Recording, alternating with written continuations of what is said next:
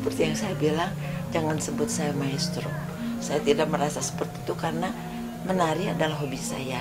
Saya belajar mulai dari tahun 56, itu pun karena diajak oleh kawan-kawan di SMP. Setelah belajar itu saya merasa enak di badan gitu ya. Jadi walaupun di sekolah, tangan saya tuh terus latihan menari.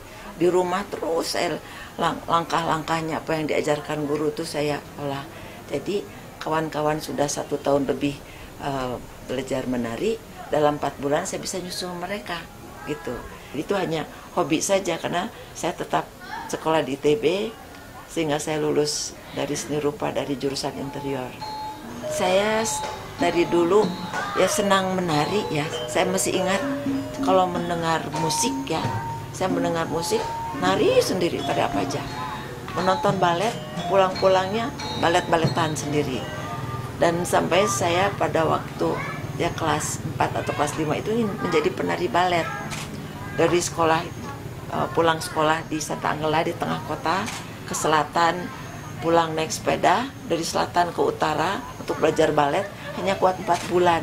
Karena capek, makin lama latihannya makin sulit gitu ya, dari diam saja kemudian loncat-loncat, sudahlah saya bilang.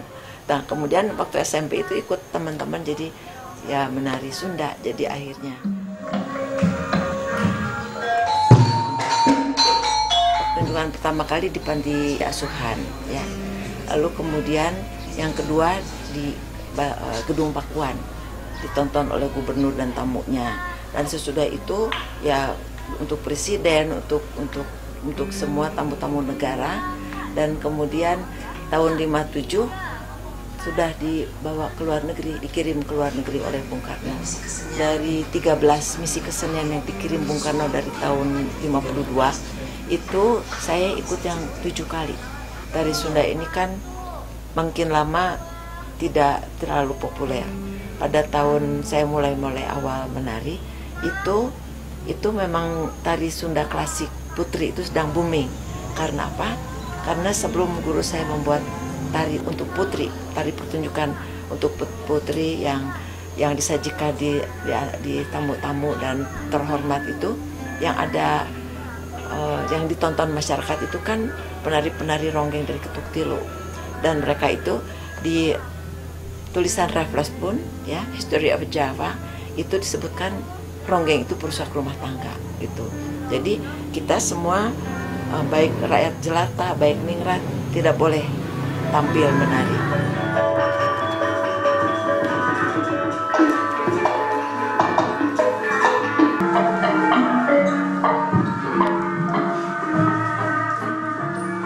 Nama saya Teguh Abu Zar Akbar, dari sekolah SMAN 10 Bandung. Ya, nama saya Zalnia Witra Daufi dari SMA 1 Kecamatan Gunung Omeh, yaitu dari Sumatera Barat. Nama saya Dariska Priyanka dari SMAN 78 Jakarta. Nama saya Indah Juwita dari SMK Bina Karya Damuntok, Bangka Belitung. Nama saya Talita Putri Aulia, asal sekolah SMK Negeri 10, tinggalnya di Bandung. Nama saya Mutanur Aliza Polem dari SMA 3 Depok, Kota Depok. Perkenalkan, nama saya Yunisara Azari, asal sekolah SMA 1 Kecamatan Gunung Omeh, dari Provinsi Sumatera Barat. Saya Ida Imasiski Madani, asal sekolah dari SMA N38 Jakarta, asal DKI Jakarta. Nama saya Gusti Ayu Ismayanti dari SMA Negeri 5 Bandung, dari Bandung. Kita mau ke Bandung. Bandung.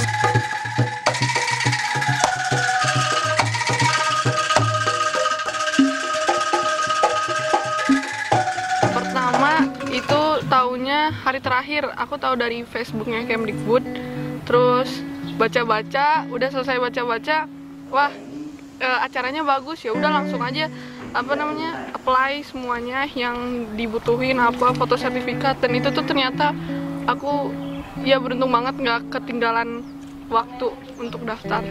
Jangan membiasakan bahwa tangan itu selalu dikontrol, ya. Tangan punya hidupnya sendiri. Taunya dari itu pengumuman dari Bapak Kepala Sekolah. Saya tahu acara ini dari guru sanggar saya ngasih tahu. Kalau aku aku tahu dari teman, jadi tiba-tiba temanku bilang, dia lo tertarik nggak yang kayak ginian? Terus kayak, oh ya, kayak seru tuh. Udah akhirnya sama-sama daftar, akhirnya aku keterima, udah. Nah gitu, tapi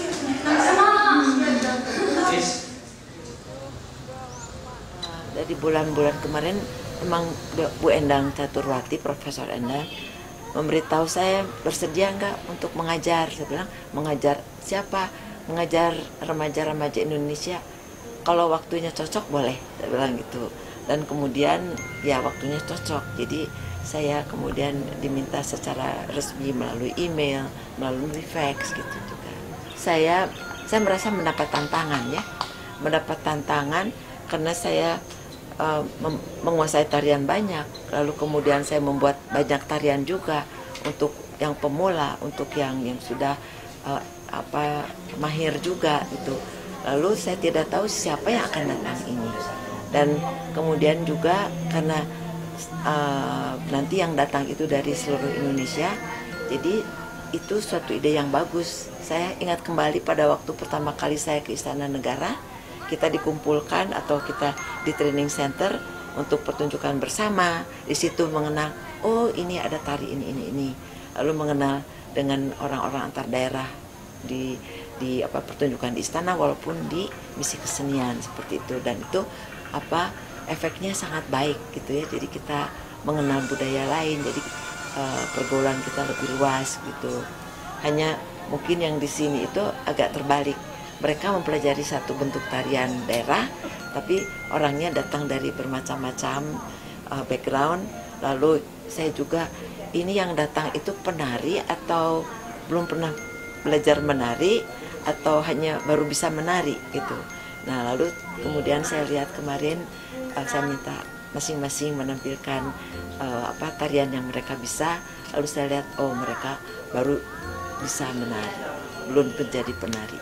Jadi tarian yang saya buat untuk SMA yang memang bukan penari itu lebih cocok.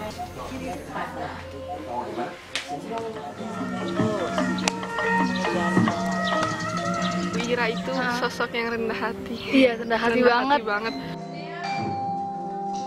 Orangnya baik ya, kalau diajak bicara itu orangnya seru, nggak mudah marah.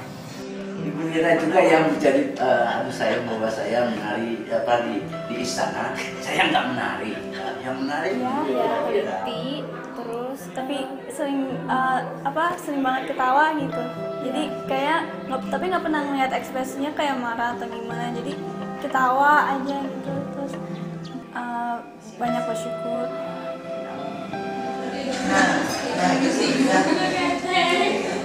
Nggak pelit gitu orangnya tuh, terus udah kayak gitu tiap kesalahan dikit dilihat gitu, dibenerin. Jadi dia memperhatikan semua anak-anak. Oh ya, Bu Ira itu sosok yang sangat mendetail lah pokoknya. Ya,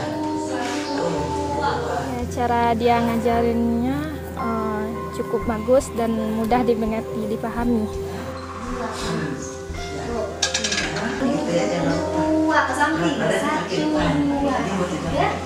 Beliau melatih kita bukan hanya dengan raga juga, tapi melatih dengan jiwa juga. Jadi kita menari harus dengan jiwa, bukan dengan raga saja gitu. Ada nafas.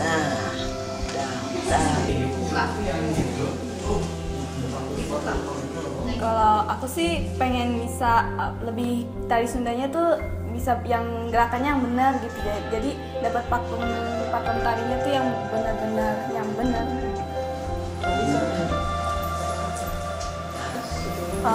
Kalau sampai sekarang sih itu masih menyesuaikan. Dan sejak kemarin itu susah untuk menyesuaikannya gerak dari yang lain. Satu, dua, nah gitu. Ya. Itu. Dan kalau waktu diayun, kita yang saya lihat memang olah tubuhnya itu mereka tuh masih sangat tidak kenal, jadi tidak lentur. Kalau dari saya mulai dari ujung jari gitu ya misalnya ya. Nah, kan ini adalah gerakan dasar tari Sunda ya, seperti ini. Nah, ini itu saya analisa ada unsur apa saja. Di situ ada putaran. Kalau orang yang tidak belajar dulu langsung gerakannya tuh, nah seperti itu.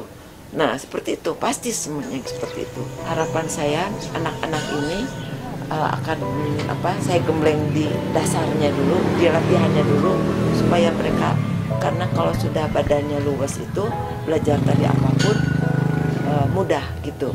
Tarian yang saya ajarkan ini kan tari Sunda baru ya. Kalau mereka melanjutkannya di sana lalu mengajarkannya, jadi nanti di tiap daerah itu sudah tidak usah ke Bandung lagi. Mau tahu tari Sunda, sudah ada yang bisa menyebarkannya gitu. Seperti kita tari Bali kan sudah banyak di sini. Lalu tari Saman sudah ada di mana-mana. Nah seperti itulah. Jadi tari Sunda juga ada di mana-mana. Maksudnya yang di sini buat teman-teman.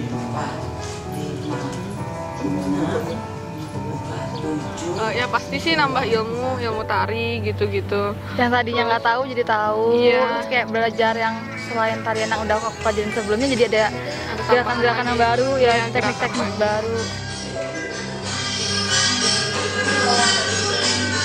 Harapannya supaya lebih bisa mengikuti tarian-tarian daerah lain. Banyak tarian lagi yang saya dipelajari. Jadi lebih gimana ya, kalau nari itu lebih jadi rasa bisa mengeluarkan bisa mengeluarkan emosi gitu, bisa mengungkapkan perasaan kita gimana. Jadi kalau dengan nari itu bisa merasa agak bebas.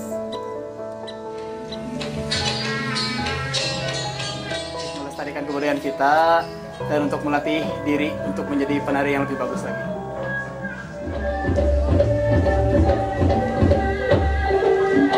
Ada harapan saya yang dari dulu yang saya belum melihat dilakukan terus-menerus oleh pemerintah, karena saya ingin bahwa kesenian daerah itu apapun bentuknya, apakah nyanyian, apakah tabuhan, apakah tarian, apakah pencak silat, itu sebaiknya diwajibkan diajarkan di sekolah dasar dan SMP itu.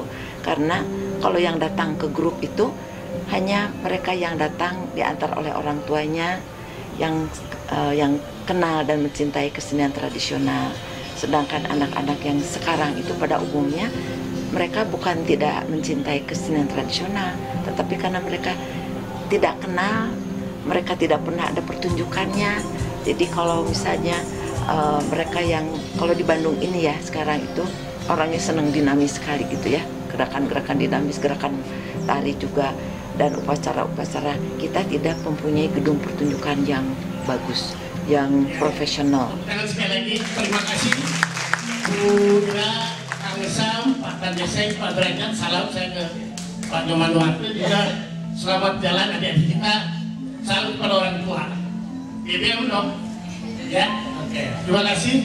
Dengan ini saya atas nama Kementerian Pendidikan dan Kebudayaan kegiatan BBM di Bandung kita tutup secara resmi dengan mengucapkan syukur alhamdulillah. Belajar tari sih terus-terusan, pasti pengen terus kayak nggak berhenti di sini. Nanti walaupun kita kerja jadi apa, udah punya anak atau apalah, terus tiba-tiba kita kerja yang lain atau ntar kan sibuk sekolah pastinya juga, tapi tetap nggak ninggalin tari gitu. Tari itu udah bagian dari hidup, jadi kayak sekalian olahraga iya, refreshing iya, jadi udah ya tetap ngejalanin yang apa udah belajar di sini, diulik lagi di rumah. Dalam pelatihan ini kita diajarkan untuk melatih rasa, tidak hanya olah tubuh tapi olah jiwa juga.